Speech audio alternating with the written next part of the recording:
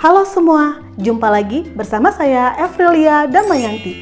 Nah, bagaimana kabarnya? Saya harap semoga sehat selalu ya. Oh ya, di video kali ini kita akan membahas tentang Bahasa Indonesia kelas 8 bab 4 dengan judul Mengulas Karya Fiksi. Nah, kalau kamu udah kelas 8, silakan disimak ya. Pernahkah kalian membaca sebuah cerpen atau novel? Kalau pernah, maka kamu sudah membaca bagian dari cerita fiksi. Oh ya, cerita fiksi adalah cerita yang berasal dari imajinasi si penulis. Biasanya si penulis bebas menuangkan hasil imajinasinya ke dalam sebuah cerita. Nah, tentu di dalamnya itu ada pelajaran atau nilai yang bisa kita petik di dalamnya. Adapun contoh dari cerita fiksi seperti cerpen atau novel. Nah, di sana ada beberapa pelajaran yang bisa kita petik di dalamnya. Di dalam buku Bahasa Indonesia kelas 8 di halaman 116 sampai 119, di sana terdapat cerita fiksi. Kamu bisa buka buku kamu ya. Di sana ada sebuah cerita fiksi yang berjudul Parky dan Alergi Telur. Nah, ketika kamu sudah selesai membacanya, kamu bisa mengambil pelajaran ataupun nilai di dalamnya. Adapun nilai atau pelajaran yang bisa kita ambil yaitu janganlah melakukan sesuatu secara berlebihan. Kenapa? Karena segala sesuatu yang berlebihan itu tidaklah baik. Nah, ini merupakan pelajaran yang bisa kita petik dari cerita Parky. Oh ya, pada sebuah cerita fiksi juga terdapat unsur-unsur pembangun dalam cerita. Adapun unsur-unsur yang bisa kita temukan dalam sebuah cerita diantaranya adalah satu, tema. Tema adalah ide pokok dalam sebuah cerita. Biasanya tema itu membangun sebuah cerita agar menjadi lebih menarik lagi. Nah, kalau kamu ingin membuat sebuah cerita, maka kamu harus menentukan tema terlebih dahulu. Kenapa?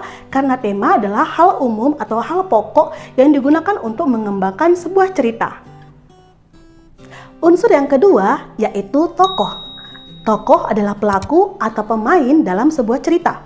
Biasanya sebuah cerita pasti ada tokohnya. Kenapa? Karena tokoh itulah yang berdialog sehingga menimbulkan suatu masalah.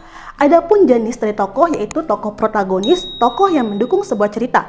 Biasanya protagonis ini tokoh yang berperan baik. Sementara tokoh antagonis adalah tokoh yang menentang sebuah cerita. Biasanya watak dari tokoh ini adalah tokoh yang jahat. Sementara tokoh tirtagonis adalah tokoh pelengkap atau pendukung sebuah cerita. Sekarang kita masuk ke jenis-jenis dari tokoh utama. Ada dua hal yang perlu kita perhatikan dalam mencermati ciri-ciri tokoh utama. Yang pertama, tokoh utama biasanya selalu muncul di awal sampai di akhir cerita. Nah, di sini tokoh utama selalu ada dan selalu disebutkan namanya. Itulah ciri yang pertama. Ciri yang kedua adalah tokoh utama berperan penting dalam sebuah cerita. Bayangkan kalau seandainya cerita tidak ada tokoh utama, maka cerita itu tidak menarik ataupun tidak nyambung. Oleh sebab itu, tokoh utama harus berperan penting dalam sebuah cerita. Seperti itu. Unsur yang ketiga yaitu latar. Latar atau kita sebut dengan nama setting. Ada 3 jenis latar dalam sebuah cerita. Yang pertama yaitu latar waktu, latar tempat, dan latar suasana. Yang ketiga, latar waktu adalah kapan waktu terjadinya peristiwa ataupun cerita. Kalau seandainya kita ambil cerita dari Parky dan Alergi Telur, maka waktunya adalah pagi hari setelah bangun tidur dan sore hari ketika dia berada di klinik. Nah, bagaimana tempatnya? Tempatnya adalah di rumah dan di klinik. Sementara suasana, bagaimana suasana yang tergambar dalam cerita? Suasananya adalah panik. Nah, itu merupakan deskripsi dari latar. Unsur yang keempat yaitu alur atau plot.